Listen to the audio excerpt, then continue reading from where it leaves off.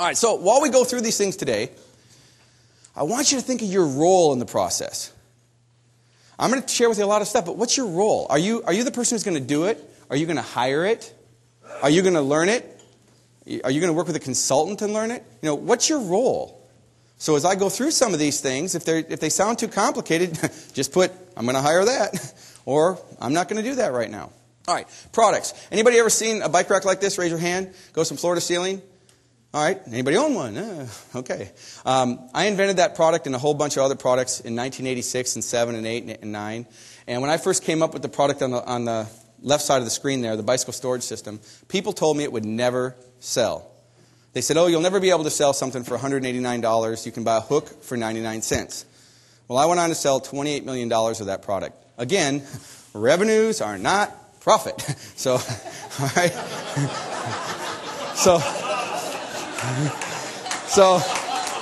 So hear me clearly.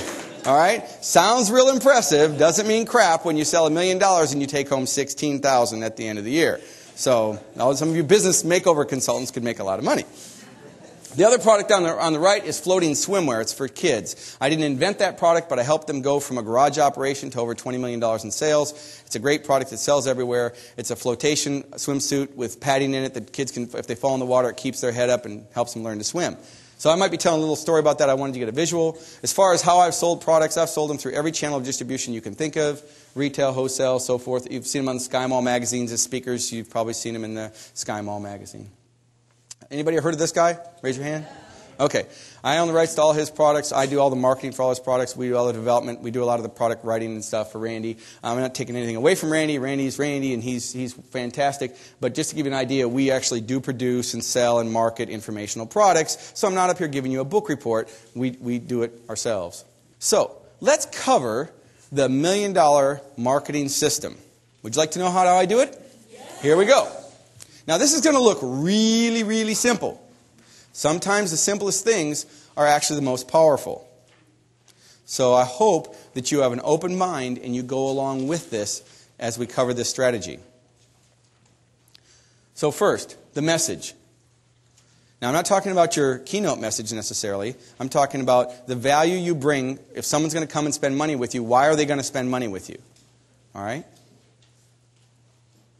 So, for instance, we've got Dan in the room, Dan Pointer. I mean, if you want to self-publish a book, if you haven't read his stuff and used his stuff, it's a crime. I mean, he's got so much stuff that can help you, and I've got almost everything that he owns on how to do self-publishing because it's such a value to me. All right? So you want to look at where you can get resources. But in your message, we're going to talk about how do you write a benefit message. A little bit different than what Mike covered, but how do you do that? Again, market is who you're going to be reaching and who your markets are. And methods, how are you going to get that message to that market? It's a simple system, but the power is in the mix. The power is in the mix. So everything we're going to be talking about really is the combinations of this. Now, we're going to get into internet marketing. That's coming. But if you don't understand this, it isn't going to make any difference what I tell you about pay-per-clicks or your home page or headlines or action steps. It isn't going to matter until you really, really get this. And what I'm going to encourage you to do after we go through this program is when you leave here, go back and look at your marketing materials and try to figure out if you've targeted the right message to the right market. Because in the case of floating swimwear, let me tell you what happened with them. I had a boat, and the girl I was dating at the time had a 5-year-old child, and she was petrified of her child going on the boat. She thought that Logan was going to drown. And I'm like, it's Kansas, okay? The lake is about as big as this room. This 5 feet deep sand pit. It's not really a big lake, but okay. So she was really petrified, and I had a 27-foot boat. It wasn't like it was a rowboat. I mean, it had slept 4 people. But she was still scared. Well, I was at a boat show, and I was walking around the booth, and they had booths set up like our vendors, and I saw floating swimwear. And I thought, wow, what an innovative product. This is just great. I want 2 of them. And the first thing he said to me was, don't you want to know how much they cost? Now, at that point, was I really interested in what it was going to cost me? No. I was interested in, not having her yell at me so I could go out and use the boat and we could have fun. And I was looking at totally other things. But as a salesperson, he was thinking sell. So I want you to think about the things that you say to your customers. Some of you have sales prevention departments. All right? And I don't know where I heard that. I could have heard that at NSA. I don't remember, but I've been using it for years, so, you know. You do. You have sales prevention departments. You do all this marketing to get the phone to ring, and then you don't answer your email, you don't call people back, or you don't have a system in place to let them know that, hey, I'm busy, I'm on the road, so here's the best way to get a hold of me, or something like that. Now, so I go to Floating Swimwear, and I'm in jeans and a T-shirt, and I hand him my business card, and I said, look, I can really help you take this business and be really successful with it. And he blew me off. He's like, oh, forget it. If I had a nickel for everybody who told me that I was going to make money with this product, blah, blah, blah. I said, okay, fine. I want 2 of them. They were $35 a piece. I bought 2, went home. I was a hero, So now I'm on the boat, and everybody who saw Logan in that swimsuit wanted one. Every kid in the marina, everybody who saw it, and I'm thinking, so what did I do the next day? I went back and bought all of his inventory. And I took it to the lake, and I sold them. So I sold them for a profit, too. But I was adding value. So I was looking for opportunity, and I added a value. But what I ended up doing was I ended up working with him, changed his message, changed his market, and changed the way he was doing things. And to skip forward so we can save some time on this, the message he was doing was save kids' lives and teach kids how to swim. I said, no, go to stores and tell them you're going to set up an instant profit center for them. Tell them that they can buy this rack with 24 suits. It's a box. And he said, well, don't they get to pick out the pink suits and the extra large suits? And I said, no, you're not going to give them any choices. The confused mind always says no. If you're confused, if you have too many choices, it says no.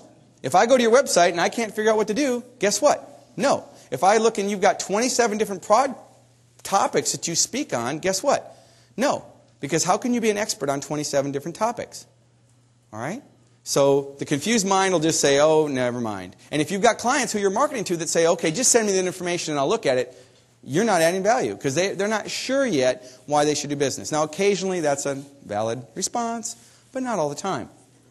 All right, so you want to add value, make a profit, and you want to look at your marketing messages. The next thing that I did with Don was we said, okay, you've got this kit. It sells for $548. We took it to a trade show, and we sold about $100,000 worth in 3 days. Now, that was more than they'd ever made.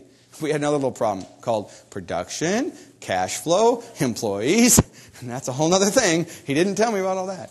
So anyway, we were able to make the business successful. It had a couple rough years, but we didn't have any problem selling it because we just targeted the right message to the right market using the right method. In that case, we were using trade shows, we changed the message, and the market we were going to was stores rather than to people at a boat show that bought one suit here and one suit there. Now, I use this system all the time. I met with Ian the other day and we talked about a project. I use it there. I met with Ed. Talked about that there. I'm a one-trick pony. This is what I do. Now you can go out and do what I do and make all the money you want to make. Because if you just pay really close attention to the messages you're sending, who you're sending them to, and how, and then rate it from 1 to 10, how successful has it been, you have a system that's going to keep working and refining to make you more money.